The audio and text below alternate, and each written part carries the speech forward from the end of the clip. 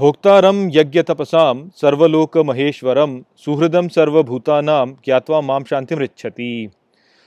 नमस्कार मित्रों, ये जो श्लोक है भगवद गीता के 5वें अध्याय का 29वां श्लोक है, जिसे हम आज गहराई से समझेंगे। तो आइए सबसे पहले इसके अर्थ को समझते हैं। तो जो श्लोक है वो कहता है, भोक्तारम यज्ञ तपसाम, अर्थात भोगने वाला यज्ञ तप को, सर्वलोक महेश्वरम, अर्थात संपूर्ण सृष्टि का स्वामी, सुहृदम सर्वभूतानाम, अर्थात मित्र सभी भूतों का, ज्ञात्वा माम शांतिमृच्छति, अर्थात जानकर मुझे शांति प्राप्त करता है।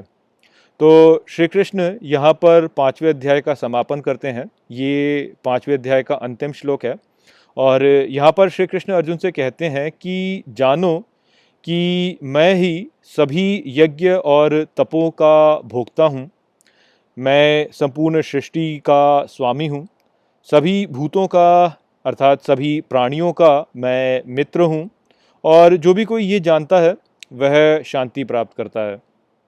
तो जो मूल संदेश यहाँ पर श्री कृष्ण का है वो यही है कि वो यहाँ पे कह रहे हैं कि वो संपूर्ण सृष्टि के स्वामी हैं और सभी यज्ञ और तपों के भोक्ता वही हैं, और वो सभी प्राणियों के मित्र हैं। और ये हम सबको जानना चाहिए। जब हम ये जानेंगे तभी हम वास्तव में शांति को प्राप्त करेंगे। तो आइए अब समझते हैं कि ऐसा क्यों होगा हमारे साथ।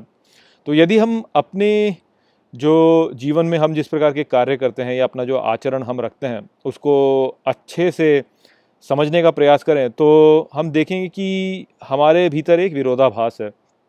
वास्तव में आप एक उदाहरण से समझिए कि मान लीजिए आप किसी एक किराए के घर में रहते हैं। तो यदि आप किसी किराए के घर में रह रहे हैं और वो जो घर है वो पुराना होने लगता है, उसमें जो वस्तुएं हैं वो टूटने लगती हैं, तो ये सब देखकर आप वास्तव में चिंतित नहीं होंगे, क्योंकि आपको पता है कि आपको इस घर में सदा के लिए नहीं रहना है, ये आपका घर नहीं है।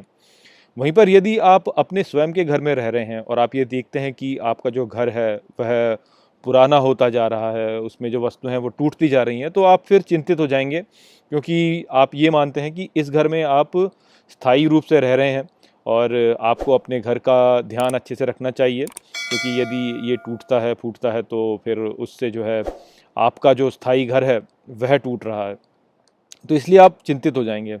अब यदि हम इसी बात को अपने शरीर के ऊपर लेके जाएं तो हमारा जो शरीर है, हमने देखा कि श्री कृष्ण ने पहले बोला है कि ये जो शरीर है इसमें हम स्थायी रूप से नहीं रहते हैं, ये केवल वस्त्रों के जैसे हैं। वस्त्र जैसे पुराने होते हैं तो उन्हें हम छोड़ देते हैं, उसी प्रकार से शरीर को भी हम त्याग देते हैं। किंतु यदि हम अपने आचरण को देखें अपने शरीर की ओर, तो ऐसा आचरण हमारा नहीं होता है कि हम इस प्रकार से सोचें कि हम इसमें अस्थायी रूप से रह रहे हैं। क्योंकि यदि हमारा शरीर जो है वो वृद्ध होने लगता है तो हम चिंतित होने लगते हैं।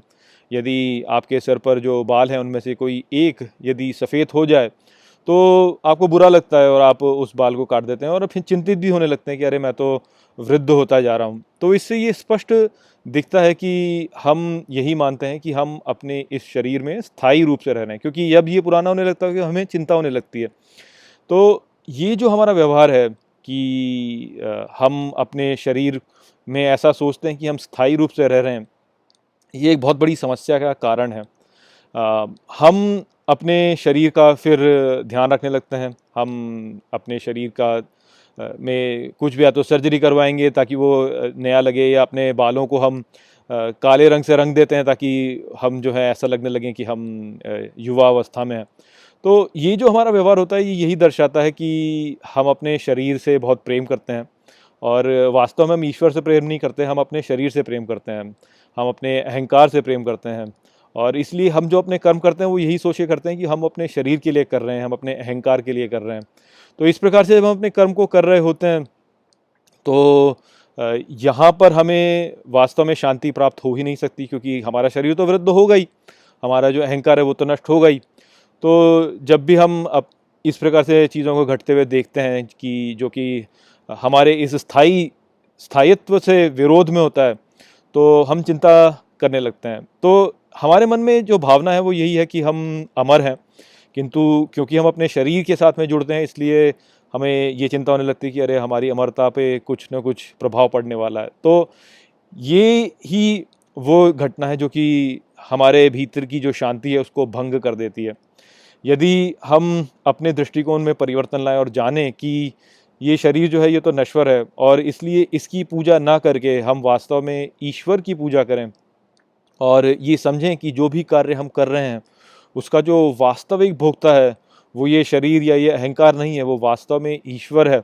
और ईश्वर जो है वो तो संपूर्ण सृष्टि का संपूर्ण सृष्टि का वो स्वामी है और वो हमारा हमारा मित्र भी है। तो जो भी हम कार्य कर रहे हैं हमें पता है कि वो कार्य का वास्तविक भोक्ता ईश्वर है और यदि हम ईश्वर को प्रसन्न करते हैं और वो हमारा मित्र है तो हमारी जो भी आवश्यकताएं हैं वो तो वो पूरा कर ही देगा, क्योंकि वो तो संपूर्ण सृष्टि का स्वामी है।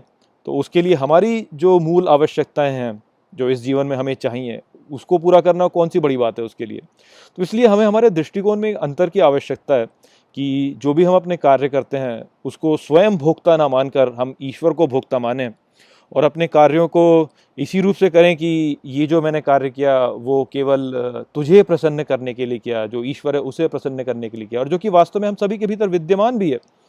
तो अपने भीतरी इस दिव्यत्व को प्रसन्न करने के उद्देश्य से जब हम अपने कार्य को करेंगे और ये जानकर करेंगे कि वही वास्तव में भोक्ता है और वो हम सबका मित्र है, तो वो हमारी आवश्यकताएं पूरी भी करेगा, तो हम फिर शांति को ही प्राप्त करेंगे। क्योंकि फिर हमें ऐसी लालसा नहीं होगी कि अरे मैं ये जोड़ लूँ या मैं वो जोड़ लूँ या ये कर लूँ, क्योंकि हमें पता है कि ये सब तो अस्थायी है, तो इसको जोड़ने से हमारे को कोई लाभ नहीं है। वास्तव में भोक्ता केवल ईश्वर ही है। तो इसलिए जो भी हम कार्य करें वो केवल ईश्वर को प्रसन्न करने के लिए करें और ये हम जाने कि वास्तव में वो हमारा मित्र है। तो इसलिए जो भी हमारे शरीर को इस जीवन में आवश्यकता है उसको वो पूरा कर देगा, वो कर देगा पूरा। हमें इस बात पे विश्वास होना चाहिए क्योंकि वो हमारा मित्र है और वो संपूर्ण सृष्टि का स्वामी है। तो इस प्रकार से हम यदि सोचें तो हम शांति को प्राप्त करेंगे। तब हमें ये कुछ जोड़ना वो जोड़ना, अपने शरीर के लिए जोड़ना, अपने शरीर को बचाना, इस सब के बारे में चिंता करने की आवश्यकता नहीं होगी। तो इस बात को यहाँ पर श्री कृष्ण कह रहे हैं। तो आशा करता हूँ कि मैंने ये जो श्लोक है इसको आपको अच्छे से समझा दिया होगा। चलिए इसी के साथ इस वीडियो को यहीं पे समाप्त करते हैं और यहाँ पर 5वां अध्याय जो है वो भी समाप्त हो गया है।